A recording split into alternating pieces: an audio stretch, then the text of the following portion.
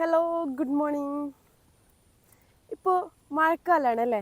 വേനൽക്കാലം പെട്ടെന്നൊരു ചേഞ്ച് വന്നൊരവസ്ഥയല്ല. കാലാവസ്ഥ വ്യതിയാനം വന്നപ്പോഴേ നമ്മുടെ ശരീരത്തിൽ പല ബുദ്ധിമുട്ടുകളും ഉണ്ടാകാൻ ചാൻസ് ഉണ്ട്. എന്തെന്ന് വെച്ചാൽ ഒരു 6 പ്രധാനപ്പെട്ട കാര്യങ്ങളിലൊക്കെ നമ്മുടെ ശരീരത്തിൽ ചില ബോഡിയിൽ പലതരത്തിലുള്ള വ്യതിയാനങ്ങൾ വരാം. ഇതിന് പ്രധാന കാരണം നമ്മളുടെ ഇമ്മ്യൂണിറ്റി വർദ്ധിപ്പിക്കുക എന്നുള്ളതാണ്.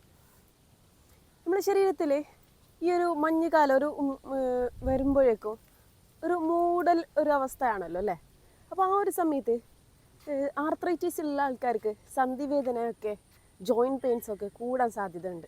അത് രാവിലെ എണീക്കുമ്പോഴും അതേപോലെ ഈവനിങ് ടൈമിലൊക്കെ അതിൻ്റെ പെയിനിന് കുറച്ച് കൂടും, എക്സസ് ആവുന്ന ഒരവസ്ഥ ഉണ്ടാവും. രണ്ടാമതായിട്ട് നമ്മളുടെ എയറിൽ നല്ല വ്യത്യാസം വരും അല്ലേ? നല്ല ഒരു തണുപ്പ് അനുഭവപ്പെടും. ആ ഒരു സമയത്ത് നമ്മൾ ശ്വസിക്കുമ്പോഴും നമ്മൾക്ക് ശ്വാസകോശത്തിലും അതേപോലെ ആസ്മ, പല സ്നീസിങ് അലർജീസ്, കോൾഡ്, കഫ് ഇതൊക്കെ വരുന്ന സമയത്ത് നമ്മൾക്കും അത് ആ ഒരു ഇമ്മ്യൂണിറ്റി കുറവായതുകൊണ്ട് പെട്ടെന്ന് അത് എഫക്റ്റ് ചെയ്യാം. പിന്നെ അതേപോലെ കണ്ണിന്, തൊണ്ടയ്ക്ക് ശബ്ദം ഇടറുന്ന ഒരവസ്ഥ, കണ്ണൊന്നും തുറക്കാൻ പറ്റാത്തൊരവസ്ഥ, കണ്ണ് ഒരു കാര്യത്തിൽ നമ്മൾ കൂടുതൽ കോൺസെൻട്രേഷൻ ചെയ്യുമ്പോൾ കണ്ണിന് ഭയങ്കരമായിട്ട് പെയിൻഫുള്ളാവുന്ന അവസ്ഥ. നമ്മൾ മക്കളോടൊക്കെ ഇങ്ങനെ ഷൗട്ട് ചെയ്യുന്ന സമയത്തൊക്കെ നമ്മൾക്ക് ആ ഒരു ശബ്ദത്തിന് നല്ലൊരു പെയിൻഫുൾ ഉണ്ടാവും.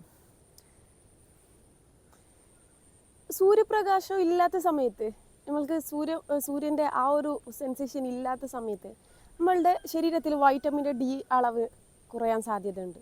ആ ഒരു സമയത്ത് മാനസികമായിട്ടുള്ള ബുദ്ധിമുട്ട്, സ്ട്രെസ്സ്, ആങ്സൈറ്റി, പലതരത്തിലുള്ള ഇമോഷണൽ ഇംബാലൻസ് ഉണ്ടാവും. അത് ഉറക്കത്തിനൊക്കെ ആ ഒരു ബുദ്ധിമുട്ട് അനുഭവപ്പെടും. ഉറക്കത്തിന് ഒരു കറക്റ്റായിട്ടുള്ള ഉറക്കം കിട്ടൂല. പിന്നീട് നമ്മൾ ഈ ഒരു കാലവർഷം നമ്മളുടെ സ്കിന്നിൽ അത് ആക്സെപ്റ്റ് ചെയ്യാൻ കുറച്ച് ബുദ്ധിമുട്ടുണ്ടാവും, കുറച്ച് ടൈം എടുക്കും അതിന്. ആ സമയത്തൊക്കെ നമ്മൾക്ക് പെട്ടെന്ന് സ്കിൻ അലർജീസ് വരും, ചൊറിച്ചിൽ, ഇച്ചിങ് വരും. പിന്നെ അതേപോലെ എന്താ പറയുക, ഫംഗൽ ഇൻഫെക്ഷൻസൊക്കെ കൂടാനുള്ള സാധ്യത കൂടുതലാണ്.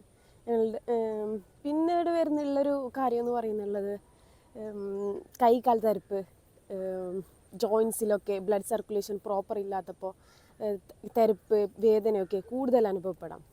ഇതിന് നിങ്ങൾക്ക് അതിനുള്ള ആ ഒരു പ്രോപ്പറായിട്ടുള്ള ഇമ്മ്യൂണിറ്റി വർദ്ധിപ്പിക്കുക എന്നുള്ളതാണ്. അതിന് നിങ്ങൾക്ക് അക്യുപങ്ക്ചറിൽ ആ ഒരു ട്രീറ്റ്മെൻറ്റ് നിങ്ങൾക്ക് എടുക്കുക.